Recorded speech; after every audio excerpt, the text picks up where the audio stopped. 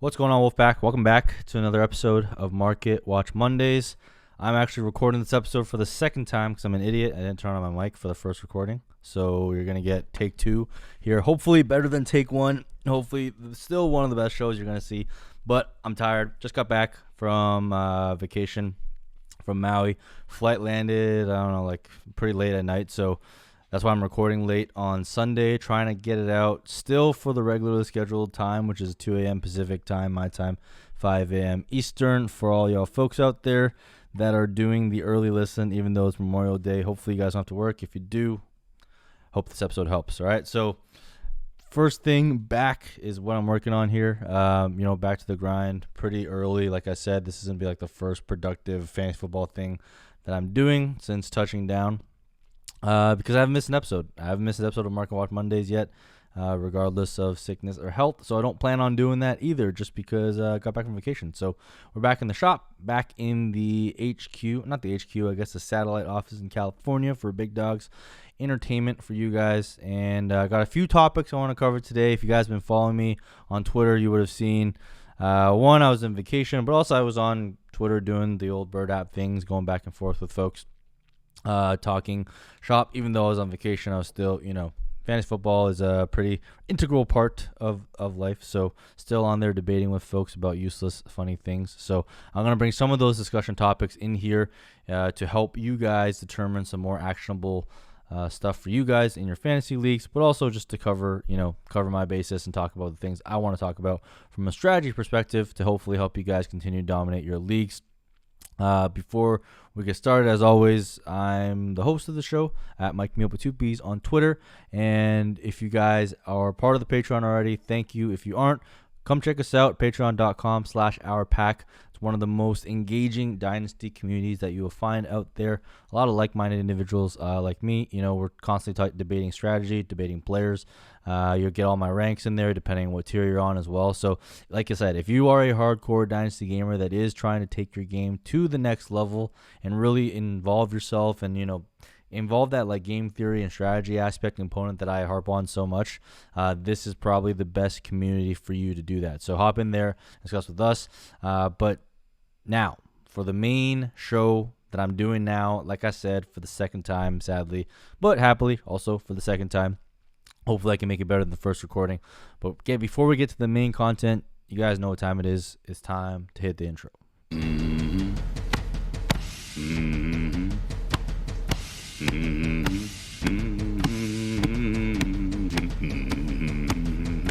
Okay, so this week, got a couple of topics I want to talk about, right? The first topic I want to talk about, I think, I guess it's not really maybe it's hotly debated, maybe it isn't, I don't know, this is just my view on it, but who should you take with the 1.01 of your draft, of your startup dynasty super flex draft? And I know there's a vanilla answer to this, and the vanilla answer that most people, almost everyone will tell you for super flex is Patrick Mahomes. Patrick Mahomes, the most talented quarterback we have seen, at least I've ever seen, play on the field. But more importantly, just a stud at the quarterback position.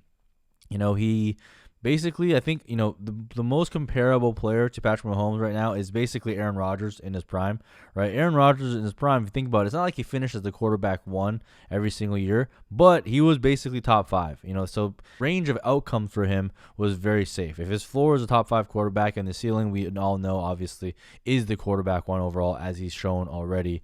That's something that's very, very intriguing. And, when you're making an investment with the first overall pick, that's a big decision, right? If you fuck that up, you're probably screwed. It's really hard to come back from messing up a 1.01 pick.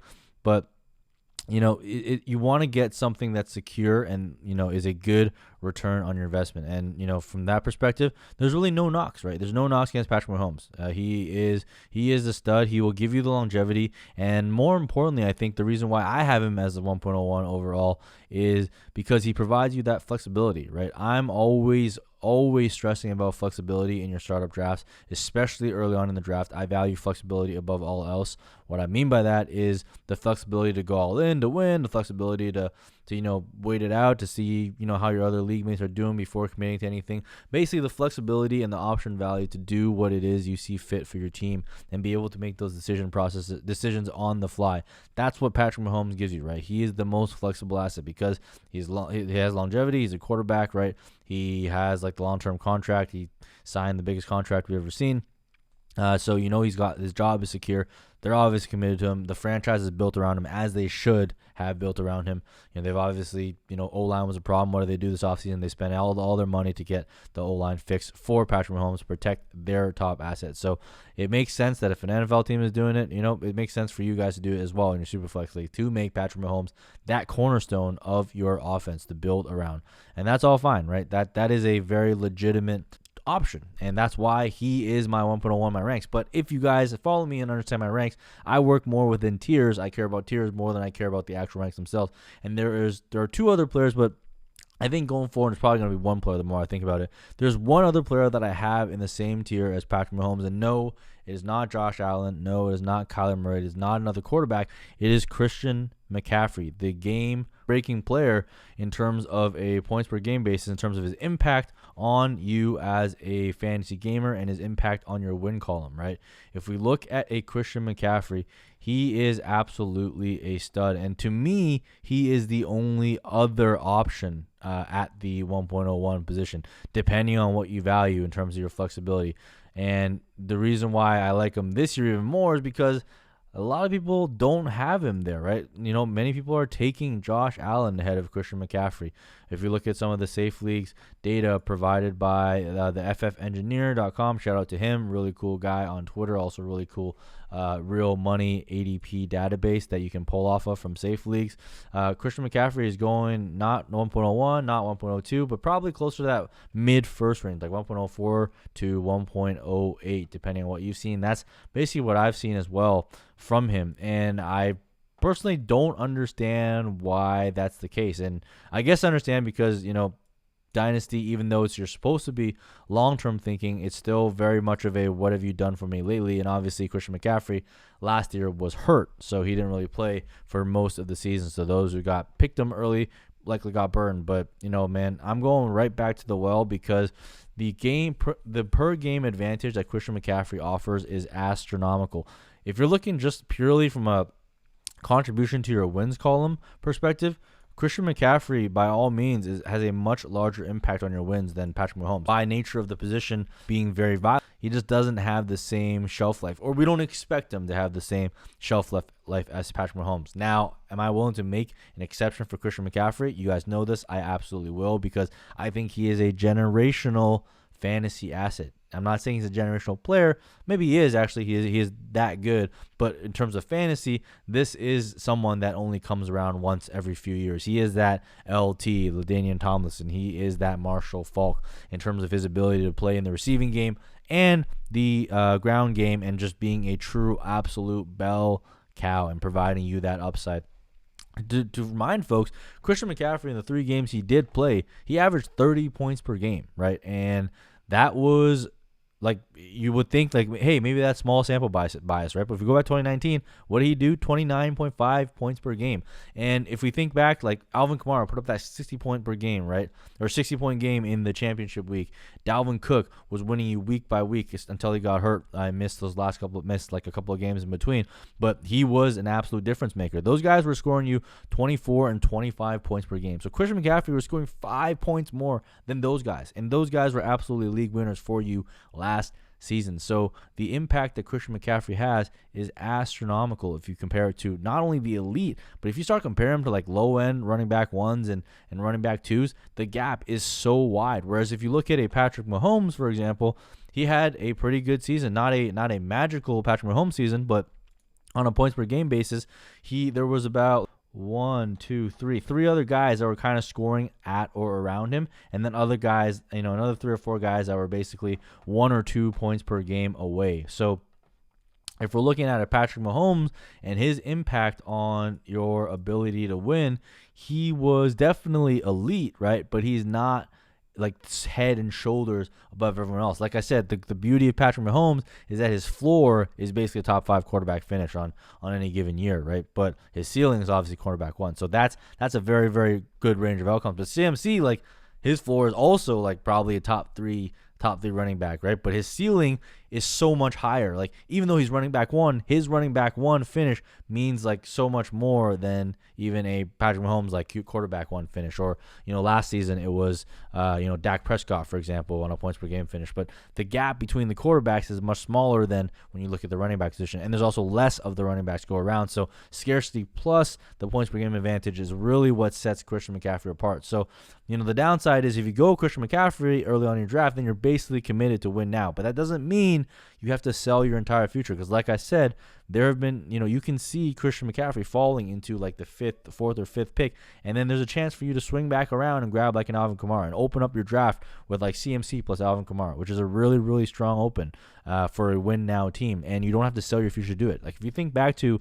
last year or even the year before that, you would have had to trade your soul, your firstborn, your secondborn, in order to get 2 first-round picks in the starter draft to land those guys, and then you basically decimate your depth, and you can't really win from there. But this year, I kind of mentioned it on last week's episode, because 2022 isn't necessarily the strongest class you want to go all in on a productive struggle, this is a good year to get some like win-now teams into your portfolio of assets, right? I'm not always doing productive struggles and just collecting first and never winning. I have teams that are all in and are winning right from the jump, and I think this is a really good year to do it, because you're able to land 2 top-notch workhorse running backs right off the bat at a reasonable price without actually selling your future and mortgaging the future of all your rookie picks. So I think that's a really powerful thing to do, and it's really powerful to do it this year, and it's actionable and feasible to do this year because you can get a CMC. So that's why I have CMC and Patrick Mahomes like kind of in a tier of their own, and I actually have Saquon Barkley in that tier as well. Now, Saquon Barkley might not be on the same tier as CMC, but I would not be surprised at all. And like if Saquon Barkley went out and finishes our running back 1, I think he's one of the guys that has a legit shot of challenging CMC for that spot. Now, I'm still taking CMC 10 times out of 10, which is why I'm probably going to change my tiers and bump Saquon Barkley down 1 tier and just have the first tier be Patrick Mahomes and CMC, because that's really the coin flip for me in terms of what I'm going to be drafting. And the beauty is, like, you can trade back a little bit and draft CMC somewhere in the middle instead of taking him with 1.01s, which makes that a very, very big advantage and very, very feasible option to have. So CMC and Patrick Mahomes, those are the only options. Those should be your only options. There should be no other debating around who else is up there, because I really don't think anyone else really belongs in that conversation outside of those 2.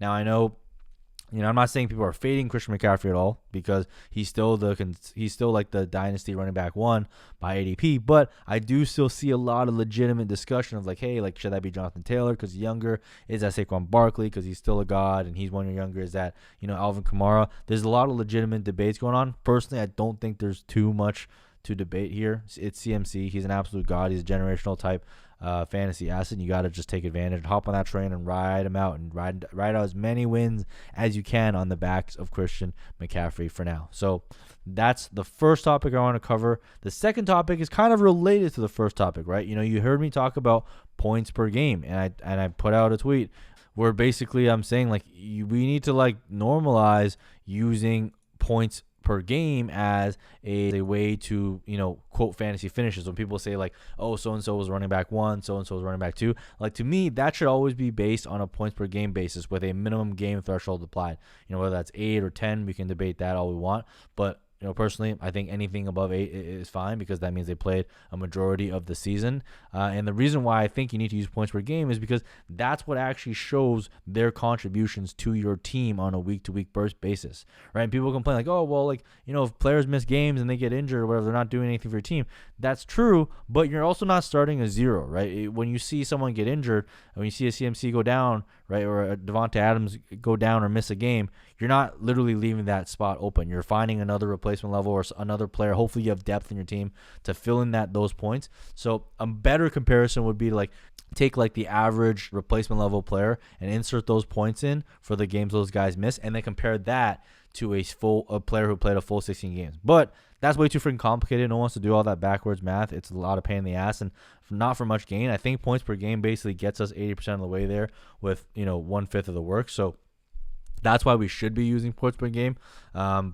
people don't use it normally yet somehow. To me, it feels like it's just like such common sense and like low hanging fruit for us to use that to try and help quantify what the impact is of a player when they are actually starting for you.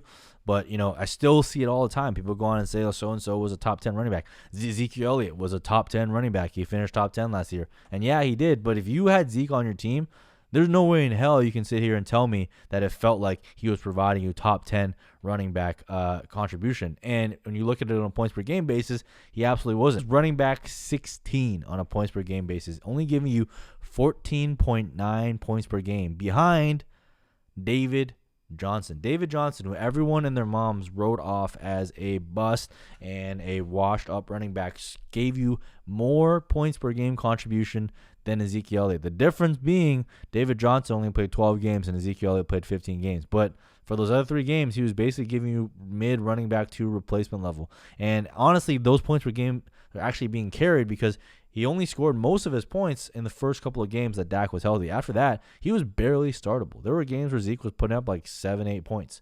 And at the end of the day, that's just not going to move the needle for you and actually contribute to wins, right? Here are some players that Ezekiel Elliott scored less on a points per game basis on in 2020. All right, Joe Mixon. Everyone hates on Joe Mixon all the time. Joe Mixon actually scored 16.6 points per game, which was good for, I think, running back 10 or running back 11. Right behind him, Austin Eckler, 16.5. So that's why I like using points per game, because like if you look at totals basis, Joe Mixon was RB 49, Austin Eckler was RB 26, because obviously both of them got hurt and didn't play the full season. But like using the points per game kind of gives you some insight into what they can be if they stay healthy. Then at that point, you're basically making a bet for them to hopefully play out the majority of the season healthy versus missing a chunk of it. And that's why Joe Mixon and Austin Eckler are 2 of my favorite guys to go after this year, because they're going in that like 3rd or 4th round startup ADP, but they are giving you RB1 type contributions on a points per game basis and actually adding to the win column through that method. Whereas someone like Ezekiel Elliott actually was not doing that for you at all last year. Or like Josh Jacobs, right? Everyone loves Josh Jacobs. He finished as the running back 8 last year. 3 consecutive running back 1 finishes from Josh Jacobs. But if you look at it on a points per game basis, he's more like a RB2 on a points per game basis. He finished 2 spots ahead of Ezekiel Elliott, so good for like RB14, I believe. Don't check my math on that one. It's pretty late, so you have to cut me some slack. But again, in no world does he feel like he was giving you an RB8 performance. And I know because I had Josh Jacobs on my team, and he did not feel like that type of difference maker. And it's because on a points per game basis, he was not getting it done for you. So that's why it's super, super important to really understand points per game. And if you look at like a Nick Chubb, for example, right? Again, he finished as the running back 11. This is actually crazy that Nick Chubb finished as running back 11. He only played 12 games. But if you look at a points per game base, he was running back 8. So, the key is you want to look for guys that are finishing higher on a points per game basis than they are on a totals basis. And if you're getting a discount for that gap, you got to take it 9 times out of 10, unless some chronic injury they're going to have and they're not going to play healthy. But I'm not an injury predictor. I'm not a doctor. I don't pretend to be. So that's not really part of my game. I'm assuming that these guys will play out. I'm assuming that Nick Chubb is going to play a majority of his games. And when he does, he's an absolute difference maker. Same thing with Austin Eckler. Same thing with Joe Mixon. And these guys all of them are I feel like being a little bit disrespected and being undervalued, because people are looking at it on a totals game basis and not really understanding the impact they have on a per game basis. And the per game basis, like the points per game, is really showing you what type of upside they have in terms of the contribution. Are they a potential league winning contributor to your team or not, right? And the easiest way to do that is using a points per game. So please, please, please, for the love of God, start normalizing using points per game. Like when I start reading analysis, people are quoting like the finishes on a totals basis, I basically stop reading now, because I know that is not really a good way to look at things. It's not really an informative thing. You're not really getting any actionable advice to take away from that, right? Like another great example is Myles Gaskin. Myles Gaskin finished as a running back 1 on a points per game basis, but he, on a totals basis, ranked as RB28, so just like an RB3 basically, right? Whereas what he was doing for you when you were starting him was he's giving you RB1 production at 16.4 points per game. So whereas on the flip side of that, you look like a Nyheim Hines, right? Nyheim Hines, everyone's like, oh my God, Nyheim Hines is awesome. He finished as RB15, so he was a high-end RB2. But really, no, he was not. He was giving you 12.1 points a game, right? 12.1 points a game was good for about RB28, so an RB3. nobody cares about RB3s. RB3s do not contribute to the win column at all for you. So you should not care about them either. But it's like the exact flip, right? If you look at Myles Gaskin versus Nyheim Hines, like on a totals basis, Myles Gaskin looks really shitty, but on a points per game basis, he looks really good. Whereas Nyheim Hines, on a totals basis, he looks like he's really good, but when you break it down, he's giving you like 6-7 points half the time, so he's not really contributing to the wins column at all. And that's a great illustration of how points per game is just so much more informative than looking at it from a total points basis, and that's why you need to adjust, right? That's why, like, all these scat backs, like Nyheim Hines, J.D. McKissic, people are getting all obsessed over them. But in reality, like, if you look at them on a points per game basis compared to guys that actually, didn't play a full healthy season, but actually contributed to your team, like, it's not even close in terms of what the contributions they were making were, all right? So that's what I'm really focused on. And to me, like, this should be the norm, right? And a lot of smart folks on Twitter, it is a norm. But I think for the majority of people, when they say RB12, RB13, whatever, they're still using total games basis, and you just need to stop looking at it that way. I completely ignore it. Obviously there's some like a little bit of art to it versus science, right? How many games do you use? How many games is enough? And if they play like less than 5 games, does that mean you kind of ignore it? For CMC, for example, they play 3 games. Does that mean 30.1 doesn't count? You got to use some professional judgment, some common sense. You just look back one year and you saw what CMC did, and you see that this is kind of like more in the wheelhouse of what he's doing. And just a real quick point on CMC. Sometimes I see people worried about like Sam Darnold and what they're gonna do for that offense. But let's remember that CMC put up the monster season he did, playing with like half injured Cam Newton and Kyle Allen, who's one of the worst quarterbacks in the NFL. All right, so it doesn't really matter who's at quarterback for CMC. He's just gonna dominate because he's actually one of the best receivers on the team still, regardless of who they added. So it's just a very special case for him. So again, those 2 things I want you guys to really take in: Christian McCaffrey, definitely in the 1.01 discussion, but also you got to normalize using points per game to analyze your fantasy finishes versus total points. Total points is just not very useful. At the end of the day, if you're using total points, especially in that running back 2, like wide receiver 2, 3 range, like you're basically measuring health. You're measuring who played a full 16 games. You're not measuring the impact that they actually had on your win percentage. And at the end of the day, that's what you want, because you want to measure that upside. You want to get as many players on your team as you can that contribute to the upside that help you win, versus just stacking a bunch of guys that play a full 16 games, because that's not really the functional points you're looking for to actually contribute. All right. The last thing I want to talk about is a little bit of the rumor mill about Julio Jones, right? Julio Jones trade rumors in Atlanta. Where is he going to go? Like, right now, based on odds, I think the top landing spot for him is the Tennessee Titans. And everyone's freaking out. Everyone's freaking out because, one, we had all these unrealistic expectations of A.J. Brown because they had no one else there. They had like Josh Reynolds and Anthony Ferguson. I think that's his name. I'm sorry if it isn't. Like, I just don't really care about irrelevant fantasy players. But basically, there's no other competition, and people assume he's getting 200 targets. He's going to get like an MT level like season. I wasn't so sure about that, but more importantly, like that's not really what you want for the offense. You want more than one receiving weapon and more than one just rushing threat where like defenses know exactly where the ball is going every time. It's going to go to one of those 2 players and everyone else kind of stinks, right? That's not what you want. Last year, Ryan Tannehill had like Corey Davis, right? He had Jonnu Smith. Not elite players by any means, but good enough players to actually contribute to the team and actually help keep defenses honest. So if Julio Jones goes there, I actually think that's pretty good, right? I think obviously that's really good for Ryan Tannehill, who's, in my opinion, an elite fantasy quarterback option. I don't know why people disrespect him.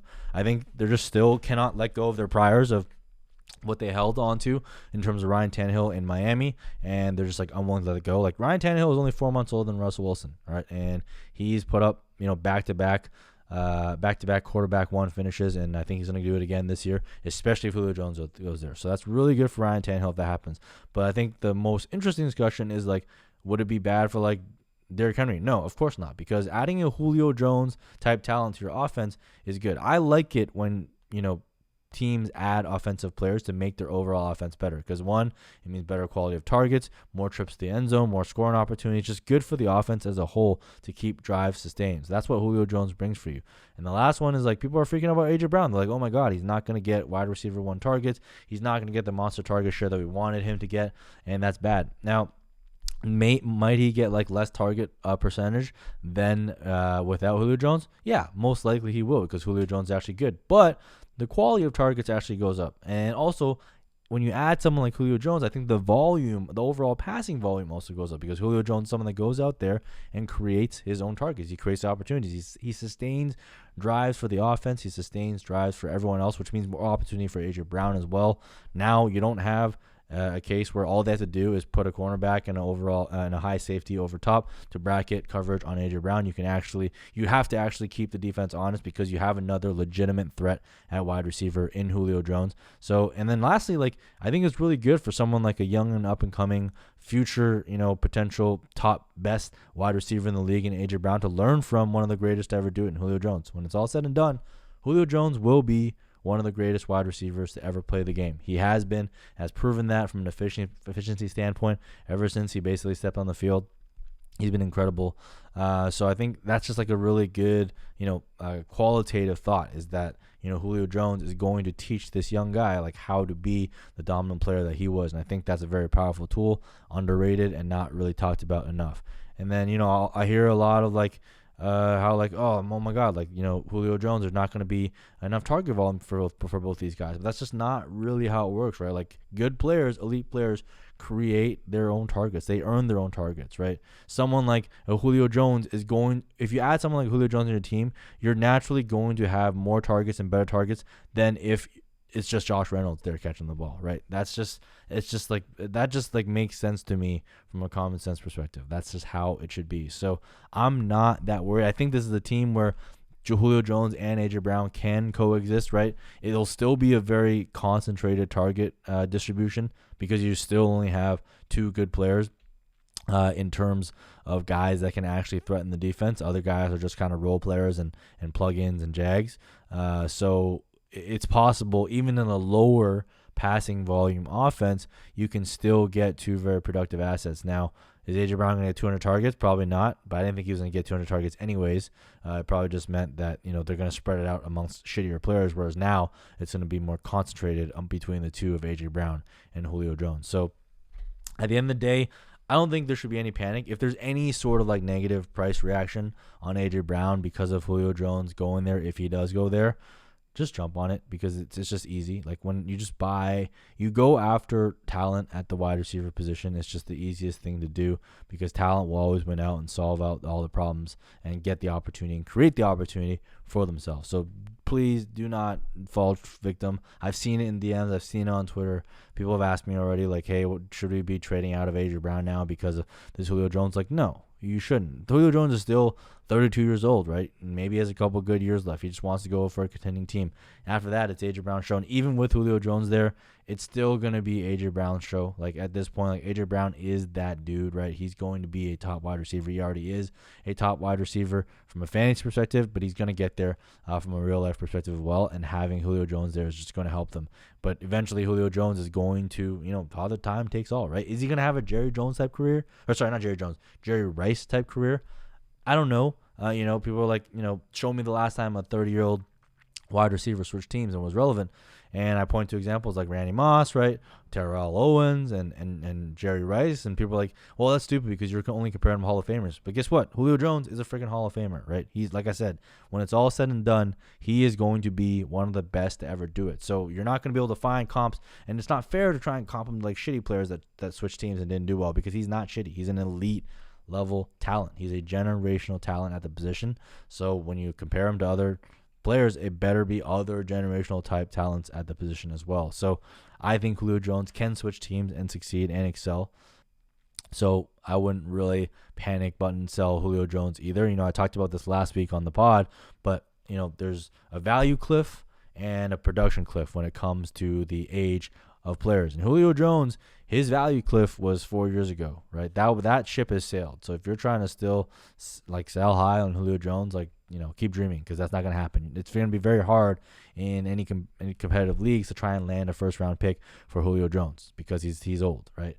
You're probably more looking at like the second round pick range of outcomes. Now, it's possible to land a first under the perfect storm of circumstances where like a contender is like in like the last couple weeks, and he just lost a wide receiver, so he needs some depth. So he'll probably be able to part with a first round pick then. But most of the time, people are pretty stingy and they're getting smarter, so they're not going to really part for the first round pick for Julio Jones. And Julio Jones is someone where production absolutely outweighs the value you're going to get from him. So if you're any sort of competitive team, you should be trying to acquire the services of Julio Jones. And if you have him, you go in with the understanding that you're riding him out into the sunset. He's going to retire on your roster. And it's okay to have some guys retire on your roster because they're going to contribute to you winning championships. Remember, winning championships is always better than winning trades. So stop trying to punt off Julio Jones or sell high on Julio Jones. It's stupid. Don't do it. Just kind of ride him out. Unless you're in a deep rebuild and you have nothing to do. Even then, wait until in season, once Julio Jones is producing, then try and trade him. Because right now, it's just not a good time to try and get out of Julio Jones. I see a lot of like people talking about trading Julio Jones. It's not a good idea, so don't do it. All right, so that's all I got for you guys this week for the main topics of discussion for fantasy football related stuff. Like I said, if you are really trying to up your game on the dynasty side, make sure you check out the Patreon, patreon.com/ourpack. We're closing in on like 300 members strong. It's always bumping in there. We're talking strategy, we're talking players, we're talking trades, we're talking drafts, we're talking everything. People are building tools on top of my ranks. You get my ranks depending on which tier you subscribe to within the Patreon itself. And I'll have those updated coming out, I guess, for the next month by Tuesday, June 1st. So that'll be my new updated rankings for the month. I'll be grinding on that all day tomorrow. But yeah, more importantly, it's just a great community. It's a great community of people, other like-minded individuals like you who want to be freaking nerds like me, talking about fantasy football and thinking about Dynasty 24/7. That is the community for you. And then, of course, make sure you check out the Big Dogs Draft Guide. That is a living, breathing document that we're going to be working on and updating throughout the draft season as you guys are going through your startup drafts and your seasonal drafts as well as that. So bdg.store, all the links will be down below for you guys. Check that out. But before I move on, the great Scott Fish, host of the Scott Fish Bowl, for those of you guys who don't know, it's one of the biggest tournaments, charity tournaments in fantasy football around. One of the most, I guess, exclusive and just awesome things to be involved in. I'm lucky enough to be involved now for my second year, but Scott was gracious enough to give me one spot to give away to a lucky listener, follower, supporter of the pod. All right, one spot. These are very coveted spots. Everyone's itching and dying to get into them. There's only a limited number of them, but he was kind enough to allow me to give one away, so I'm going to give that back to y'all, the folks. And all I ask for you is to either leave a review on Apple iTunes or leave a comment below with one piece of feedback, something you like or something you want to see or something you want to see improved on by the show. And then make sure you add your Twitter handle if you have Twitter, because that's probably what I'm going to be using to communicate with folks. And then also just a screenshot of a donation to one of your favorite charities. This is a charity league, a charity event of the year. It's one of the coolest things to be a part of, so make sure you guys give back. It can be to any charity you want. It doesn't matter. There's no restrictions. I think Scott likes it that way as well. It can be for mental health. It could be for women's rights or whatever it is that you believe in and like. Donate to that charity, any amount, and just DM me that screenshot on Twitter at MikeMeUp with 2 P's, or drop it in the comments. Or for those of you guys on Patreon, feel free to DM me on Discord and in the Patreon as well. That'll be fine, and I will select a winner out of the total population. For those of you that actually played in one of my Fantasy Cares Eliminators hosted by John Bosch, another great dude in the community, also a charity event, I will automatically consider you guys in the draw. So there's nothing for you guys to do. If you want to leave a comment with or a review on Apple iTunes, that's appreciated, but you don't have to. I will automatically include you guys in the draw as well. So that's all you need to do. So just post a comment, post a review, obviously subscribe to the channel and follow me on Twitter to do that, and then send me a screenshot on Twitter or in the comment itself, just a DM, a picture of a charitable donation that you made to a charity of your choice, and that's how you will enter into this draw, and I will select a winner. I will announce it either on Twitter or on the next episode of Market Watch Mondays, which will be coming out next week. So again, if you guys are interested in Scott Fishbowl, make sure you check that out and follow those instructions. And hopefully, I'm sure you'll blow up my DMs with this. That's totally cool. And that's how you enter for the draw. And then lastly, before we hop off for this week, Noah and I will be hopping back together. We heard the feedback from y'all. You want some more short form content? You want to see some more content with us? We've been itching to get back on the mic with each other anyways. So we're going to be putting out a narrative, and we're going to be putting out a short, versus like type of debate on certain players that we like. Either he likes and I dislike, or I like and he dislikes. And we'll kind of just debate back and forth and drop a couple of big facts in big dogs fashion to kind of support our takes there. And that will be, that won't be a weekly thing. It's going to be more of like a bi-weekly, so, a couple times a month. And the first one will be coming out this upcoming week. So I'll be recording with Noah on that one. All right. So be on the lookout for the channel. Be on the lookout on the channel for those new videos. Jump in for the Scott Fishbowl tournament spot giveaway by donating to a charity and following the instructions I said before. And until next time, that's all I got for you guys. Hopefully you enjoyed. If you enjoyed, make sure you hit the subscribe button, hit the thumbs up. Helps us more than you know.